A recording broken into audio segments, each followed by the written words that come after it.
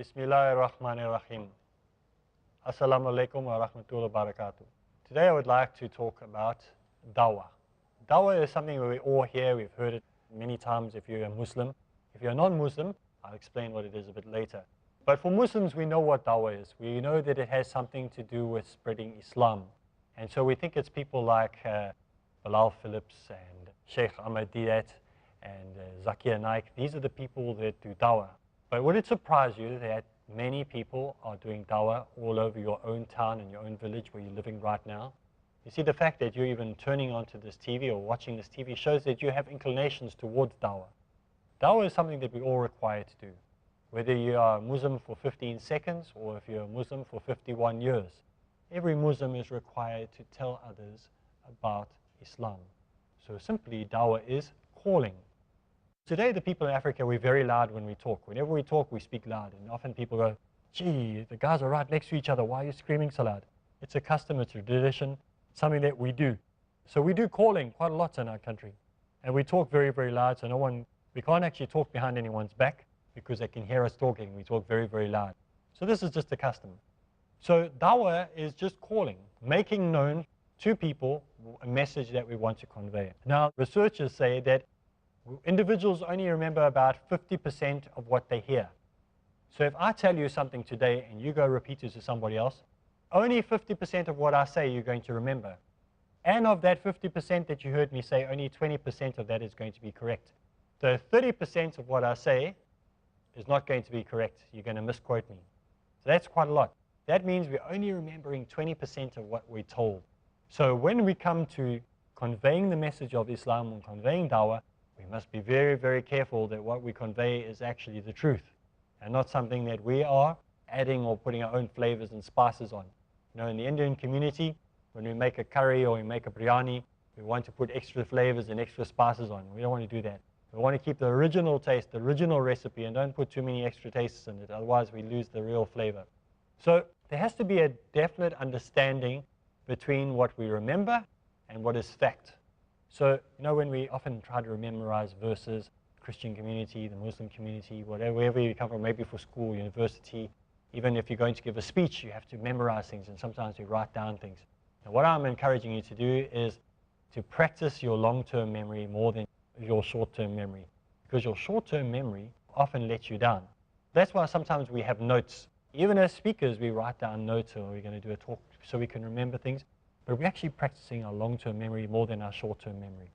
So when it comes to telling people a message or conveying a message to people, whatever it might be, maybe even if you've ever played that game, Broken Telephone, you start a message on this side and maybe there's 20 or 30 people sitting in a circle and you pass the message on from one person's ear to the next.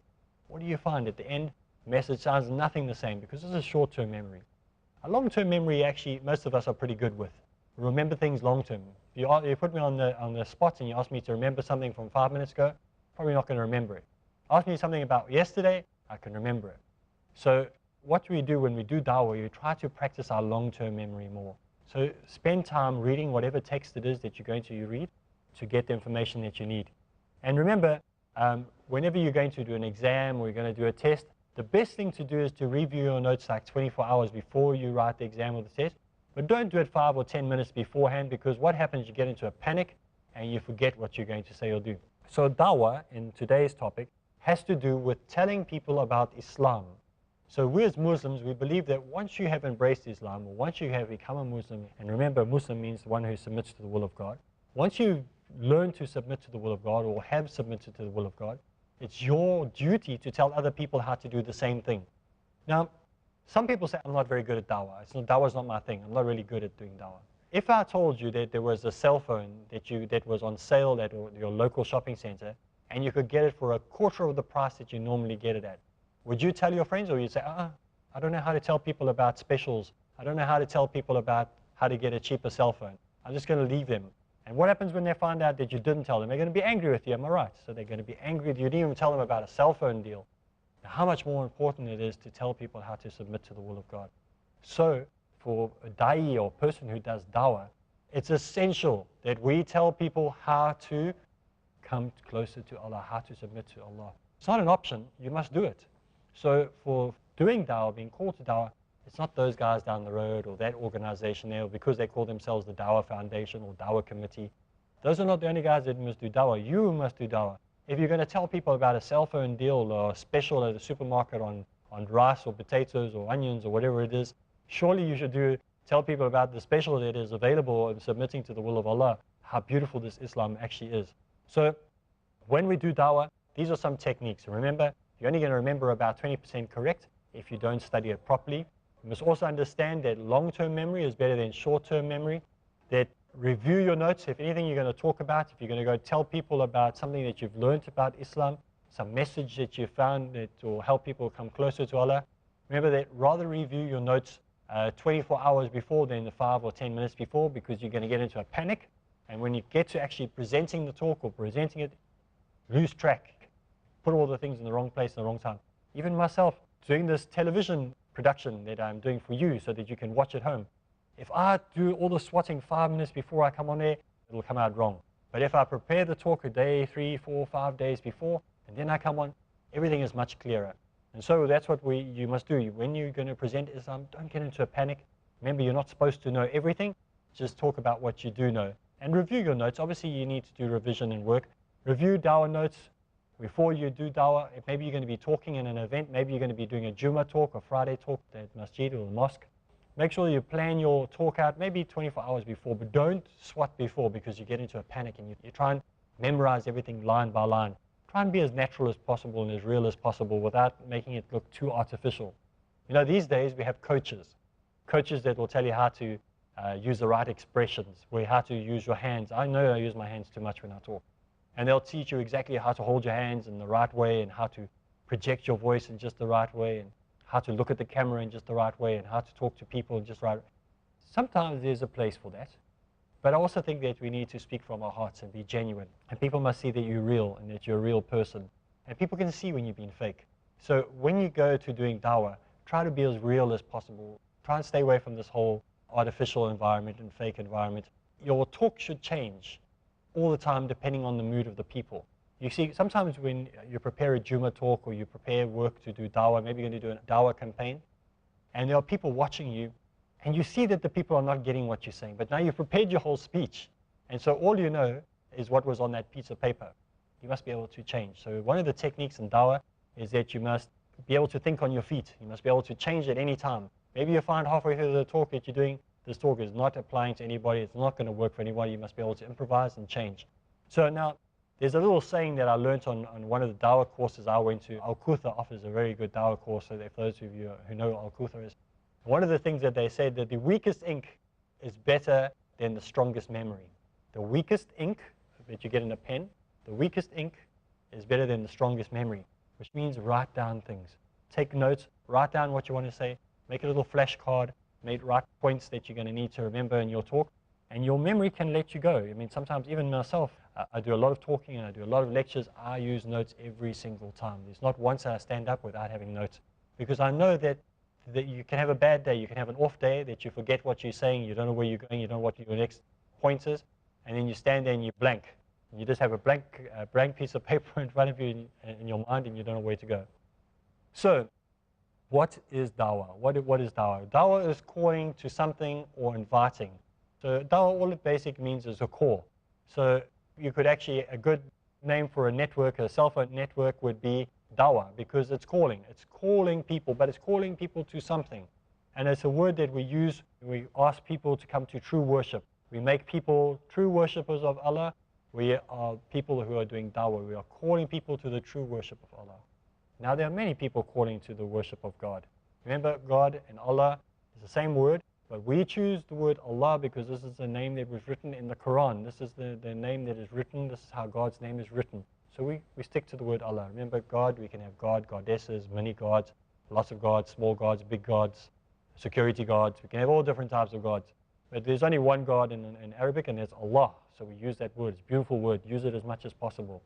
So the name Allah, we call people to that name. That's what Dawah is. We call people to submission to the will of Allah. But many people are calling people to the submission of God. You know, we go in every street corner and there's a Jehovah's Witness handing out a watchtower, and the Mormons are trying to get people with their big black badges to come to their church. And we've got the Scientologists trying to sell you timeshare into heaven. And all these different religions trying to sell God off to you. So how do we know which is the true one? We know because we've read the Qur'an. But this time in your life, you should be a submitter. You should know we are now ready to go to dawah. I'm gathering that everybody's watching today, believes in Allah, they're following the pillars of our faith. They're good, strong Muslims. Know that you're all praying 5 times a day and you're good Muslims. So now you are going to go tell other people how to become Muslims. So we need to develop people around you. You need to develop people in your community. You need to make them strong people that are going to come with you. Now remember, doing dawah, you should not really do it by yourself. And there's a number of reasons why you shouldn't do it by yourself. One is you can't remember everything in your head by yourself. And the friend who's with you or somebody who's with you, they can prompt you. They can be your prompter. So maybe you start wandering off and you go off on a tangent and you start arguing about things and then you forget where you were. This person will help you and they'll guide you back onto the straight path again. They'll remind you where you were, what you were talking about. So it's always better to take somebody with you who can be your prompt. Also, if you take somebody else with you, they also can be there to help you with the situation, especially these days. People don't like going by themselves into rooms by themselves and places by themselves. They're also a little bit of a security backup. So when you do dawah, always make sure there's somebody with you.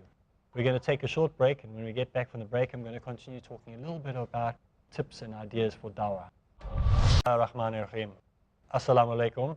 We're continuing with our study on dawah, and we're looking at ideas for dawah. This is not the beginning and end all of how to do dawah. This is just some dawah tips that I found useful. Obviously, whenever we do anything, we need to go to the Qur'an, and we need to make sure that the Qur'an is our guide and our director. We don't use our own words. You know, sometimes we can come up with very, very clever words, but the best words are the words from the Qur'an. And in the Qur'an, in chapter 3 and verse 104, it says, "Let there arise out of you a band of people." Let there arise out of you a band of people, from you, not from somebody else, from you.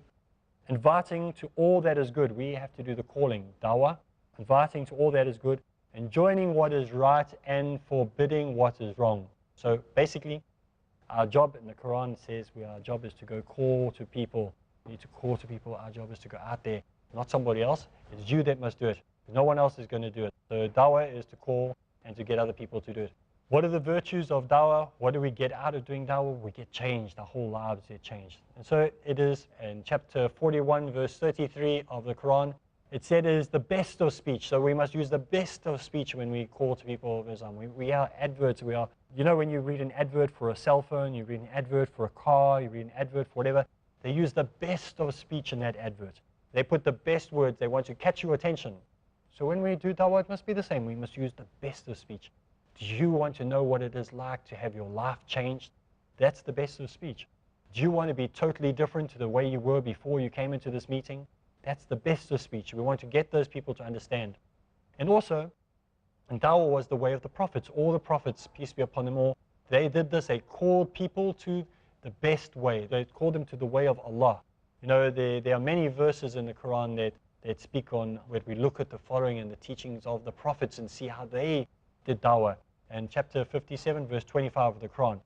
Chapter 16, verse 36. These are all verses that are very good for you to read up and see that this is why we go out and do dawah. It is the way of the Prophet Muhammad sallallahu alaihi wasallam and those who followed him. It says in Yusuf chapter 12 and verse 108 of the Quran.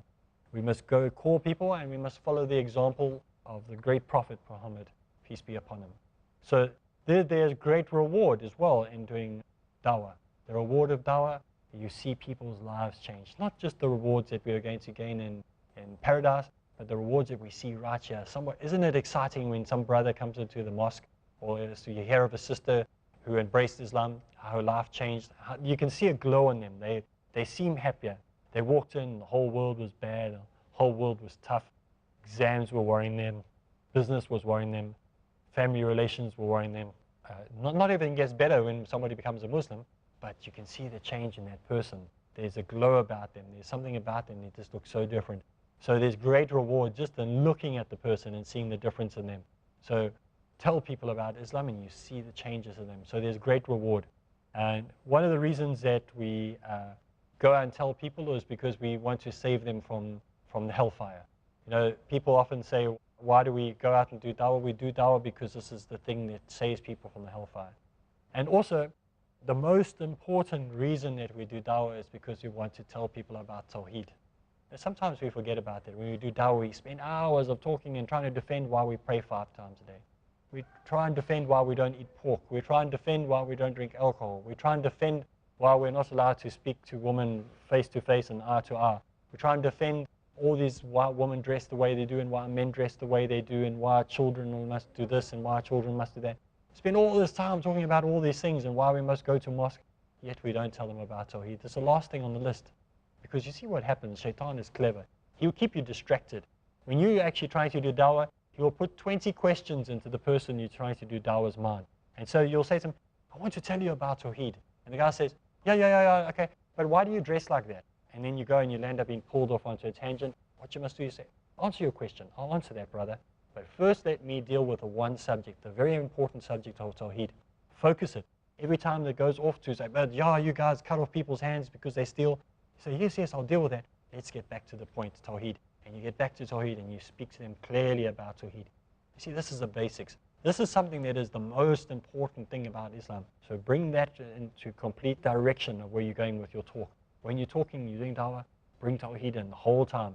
It is a sign of Tawheed that proves that there's a completion in this person. When this person accepts Tawheed, when he accepts that this part of his Islam, then his Imam becomes strong. Then he is a strong person. His heart changes. This person will now become a strong Muslim. The other stuff we'll get later.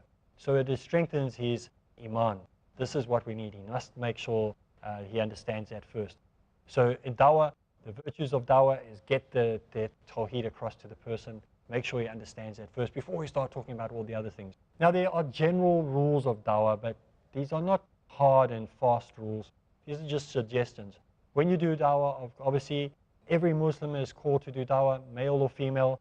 If you are going to be talking to a person of the opposite sex to do dawah to them, make sure, preferably you shouldn't. But if you do, make sure that there are people of the same sex as the person you're talking to there. Choose to have the talk in a public place. Remember, dawah doesn't have to be done at a sit down. You can do it anywhere. You can do it in the elevator while you're walking, while you're getting a lift up, and while you're catching the elevator to the next floor. I have something that I do, and I'm quite a comical person. Might not look like it here, but I've got quite a wicked sense of humor.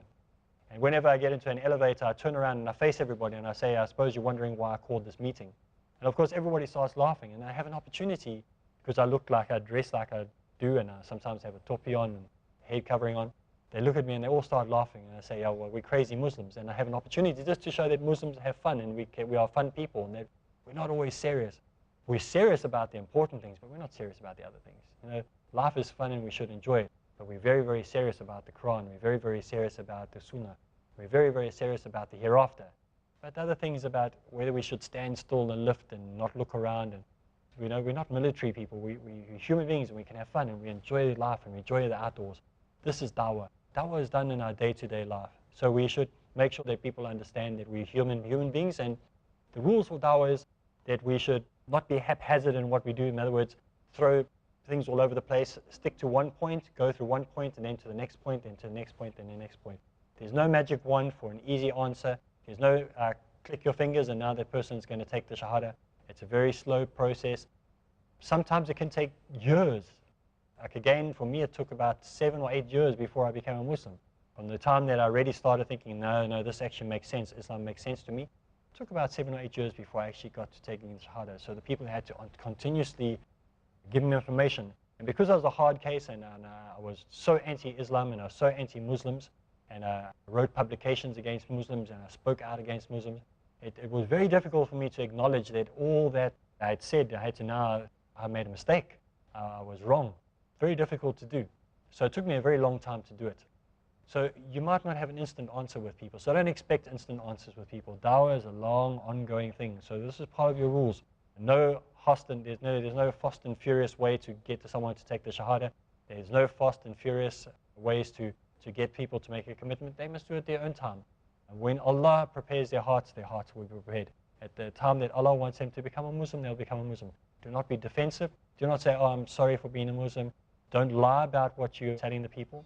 If they ask you a question, you know the answer, and you know the answer is not going to be one that they're going to like hearing, you still tell them.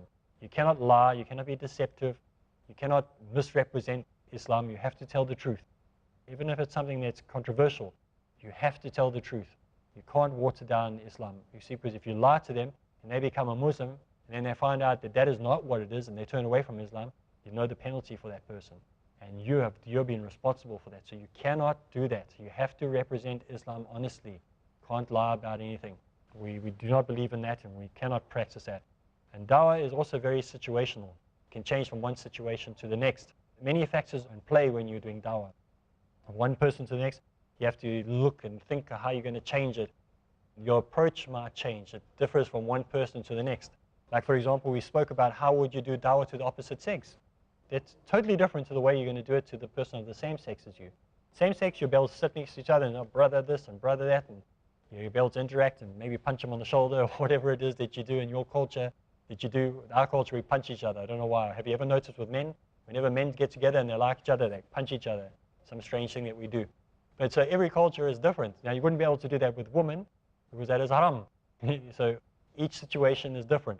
How would you do it with a child? Obviously, if you hit a child, you'd start crying. And then the parents are going to come and hit you on the head and say, what are you doing to my child? Are you abusing my child? So you couldn't do that to a child.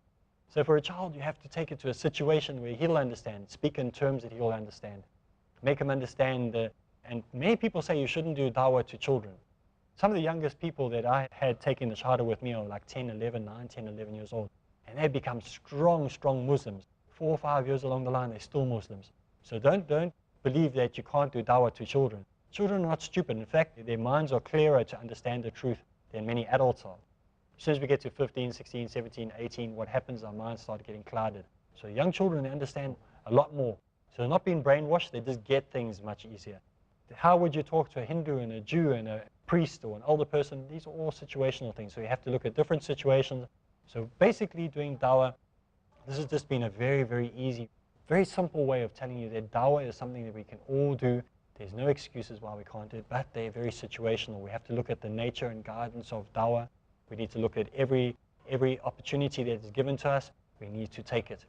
So your job is simply to be available. Your job is to go out there. There's no distinction between one person and the other. We treat all people the same. If somebody's out there and they want to know about Islam, you tell them. You don't look at them and say, oh, they're wealthy, or they're poor, or they're rich, they're young, they're old. Your job is just to tell people all the time. You don't have to give them the whole Qur'an and give them a whole long speech, but give them what you know. What you know is what you tell them. Just give what you understand. Remember, it's all about your experiences. It's all about what you've experienced in life. Your job is to go out and tell people about Islam.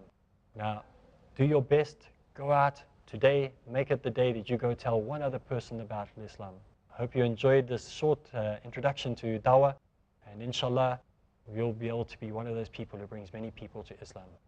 So this is all we have time for, but I want you to take up the challenge to go out and do dawah in your community. Remember, you may be able to bring one person to Islam who might be the future Zakir Naik or Sheikh Ahmed Didat. So take up the challenge, go do dawah, and bring others to Islam. My name is Areeb Islam, and Assalamu Alaikum.